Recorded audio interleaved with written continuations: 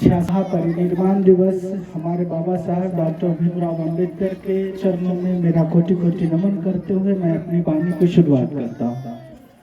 अभी इस सभा के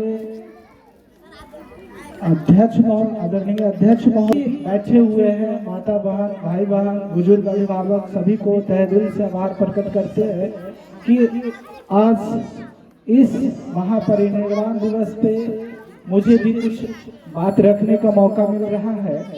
मैं अहोभाग्य कि आज मैं इसी कम्युनिटी के बीच का एक लड़का हूँ जो दशरथ मांझी शिक्षण संस्थान में चलाता हूँ, या 2014 से मैं चला रहा हूँ। इसमें गरीब बच्चे, जिसमें मोस्टली हमारा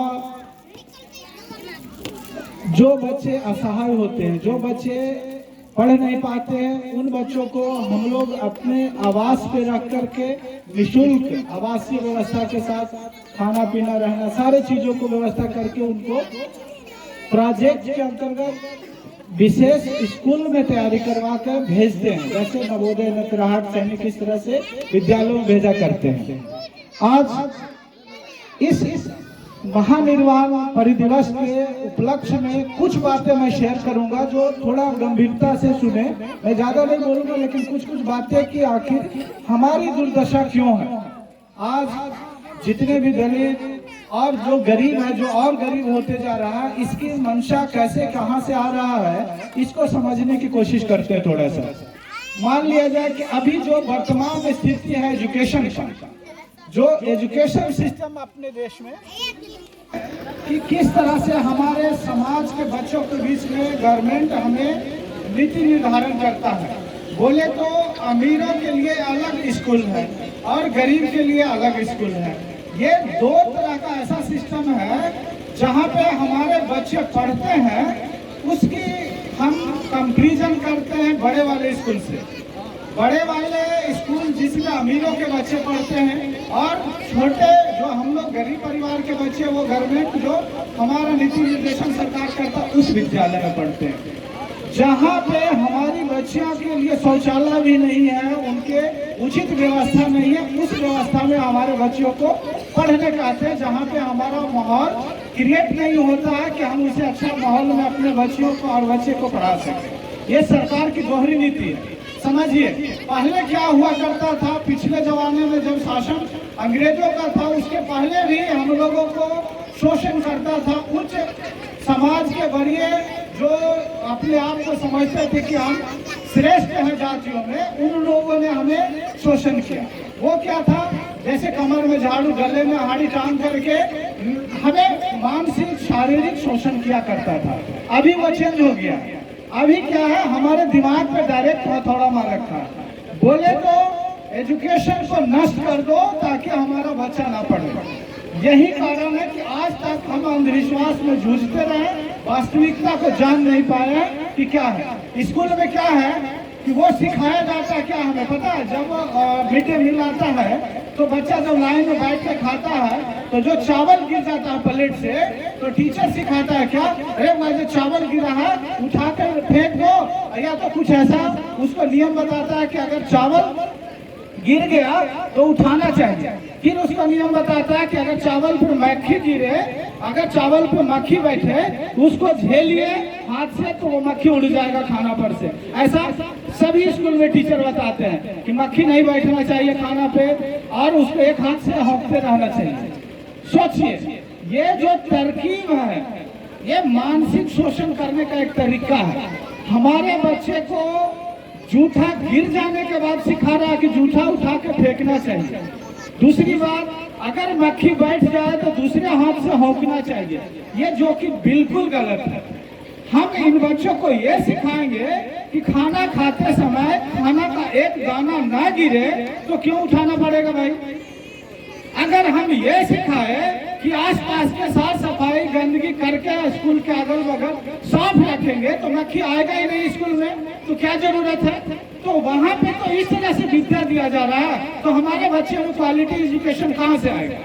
वही बड़ा होकर तो वो सीखेगा जो बचपन में सीखा। हम आसपास के गंदगी साफ नहीं करते हैं और लोगों को कहते हैं कि बीमार हो गया। जाहिर सी बात है, हमारे आसपास की गंदगी रहेगा तो बीमारी हम ही को होगा ना, वो बड़ा वाला बिल्डिंग में थोड़े बीमार पड़ेगा। तो ये स्थिति है शिक्षा की, जो हमें काफी काम करने को इंडिकेट करता है। अगर हम वास्तविकता को देखें तो आज निर्वाण दिवस, महापरिनिर्वाण दिवस के बाद हम लोग ये निर्णय लें कि अपने बच्चे को क्या पढ़ाना है, कैसे पढ़ाना है, ये हम खुद डिसाइड करेंगे। अगर स्कूल में जाते हैं तो स्कूल के नीति निर्देशन को देखें कि इस तरह से हमारे बच्चे को पढ़ाया जा रहा है। इसके लिए वो गार्जियन को भी ट्रेनिंग लेने की जरूरत पड़ेगा कि बच्चे हमारे कैसे माहौल में रह रहा है, उसको क्या क्रिएटिविटी हो रहा है, उस पर भी फोकस करने की जरूरत है। ये उन बारीकियों को समझने के लिए हमें सभी तरह से परिपूर्ण नॉलेज रखना पड़ेगा। सिर्फ अंधविश्वास, मूल निवासी जो कंसेप्ट है उसको करेंगे ही करेंगे, लेकिन इस बारीकियों को भी दिमाग में रखेंगे ताकि हम घर की खुशियां कैसे लौटा सके। घर में हमें वास्तविकता का माहौल क्या होना चाहिए, इसके लिए हमें जानने की कोशिश करना चाहिए। बोले तो अब एक ऐसी व्यवस्था है जिसमें अंधविश्वास बढ़ता जा रहा है, बढ़ता ही जा रहा है, अभी भी जा ही रहा है।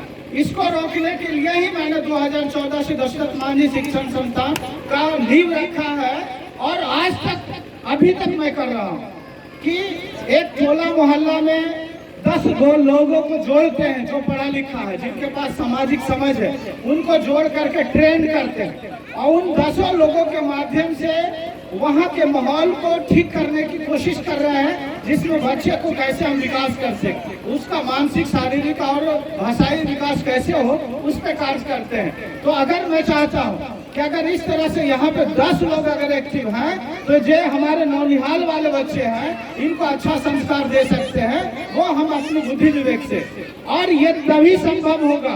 एक अपने कर्तव्यों को निर्वहन करना पड़ेगा।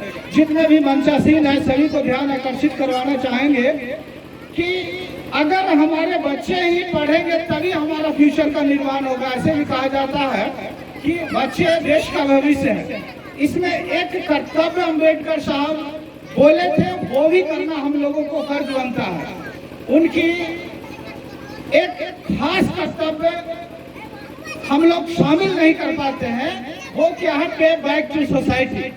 बोले तो अपने इनकम का 10% इन ननिहाल बच्चों को देना चाहिए, ये हमारा कर्तव्य है। लेकिन यहाँ पे क्या होता है, हम लोग उसके लिए पॉकेट से पैसा देते हैं, जिसके लिए पूजा पाठ और रैली, चुनाव, ऐसा माहौल में हम पैसा बांटते हैं, लेकिन अपने भविष्य ऐसे ननिहाल बच्चों के लिए एक अच्छा भविष्य देने के लिए खर्च नहीं करते हैं। मुश्किल से अगर यहाँ पे 2 टीचर भी रखा जाए और उन टीचर को ट्रेन करके पढ़ाने की कोशिश किया जाए तो ये हमारे 100 बच्चे को गाइड कर सकते हैं, 100 बच्चे को भविष्य निर्माण कर सकते हैं। ये जो पढ़े लिखे लोग हैं, जॉब होल्डर हैं, समृद्ध व्यक्ति हैं, उनके 10% सैलरी का अगर यहाँ पे खर्च होता है तो इन बच्चों को एक दिशा निर्देशन करके एक उद्देश्य के प्रति आकर्षित कर सकते हैं। अदरवाइज ये भाषणबाजी और ये बाजी सब कुछ होता रहेगा और वहीं के वहीं आज 75 साल बीत गया, फिर भी आज हम लोग वही स्थिति में झेल रहे हैं। रोज हम लोगों के पास विभिन्न प्रकार की समाज की समस्याएं आ रही हैं। यही कारण है कि हम समस्याओं में उलझ जा रहे हैं और भविष्य हमारा छोटे बच्चे हैं इस पे काम नहीं करते।